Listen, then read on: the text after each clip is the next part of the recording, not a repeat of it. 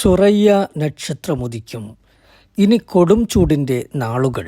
UAE-യിൽ June 7 പുലർച്ചെ കിഴക്കൻ ചക്രവാളത്തിൽ സുറയ്യ കാർത്തിക നക്ഷത്രക്കൂട്ടം പ്രത്യക്ഷപ്പെടും. അറബികൾ ഈ നക്ഷത്രത്തിൻ്റെ ഉദയത്തെ കൊടും ചൂടുകാലമായ അൽ-ഖൈത്ത് ആരംഭിക്കുന്നതിൻ്റെ ആദ്യ ലക്ഷണമായാണ് കണക്കാക്കുന്നത്. ഈ സമയം താപനില ഏറ്റവും ഉയർന്ന നിലയിൽ എത്തുകയും വരണ്ട കാറ്റായ അൽ-സമൂം സജീവമാകുകയും ചെയ്യും. സുറയ്യ നക്ഷത്രം ജൂൺ 19 വരെ 13 ദിവസത്തോളം ചക്രവാളത്തിലുണ്ടാകുമെന്ന് എമിറേറ്റ്സ് ആസ്ട്രോണമി സൊസൈറ്റി ചെയർമാനും Arab union for astronomy and space sciences അംഗവുമായ ഇബ്രാഹിം അൽ ജർവാൻ പറഞ്ഞു. അതേസമയം സുറയ്യയുടെയും അതിൻ്റെ അടുത്ത നക്ഷത്രമായ അൽദൈബറാൻ്റെയും സീസൺ ജൂൺ 7 മുതൽ ജൂലൈ 2 വരെ നീണ്ടു നിൽക്കും.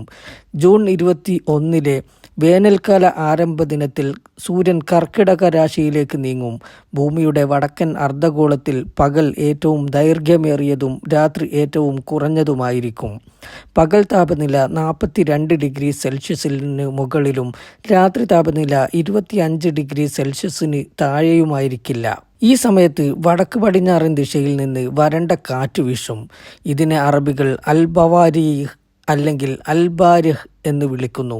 ചില സമയങ്ങളിൽ പൊടിക്കാറ്റും സജീവമാകും.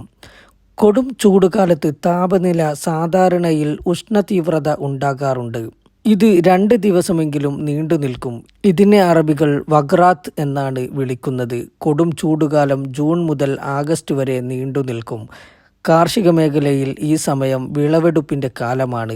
ഈത്തപ്പഴം വിളയുന്ന സമയം കൂടിയാണിത്. എന്നാൽ ഓരോ പ്രദേശത്തും ഇനങ്ങൾക്കുമനുസരിച്ച് വിളവെടുപ്പ് സമയം വ്യത്യാസപ്പെടാം.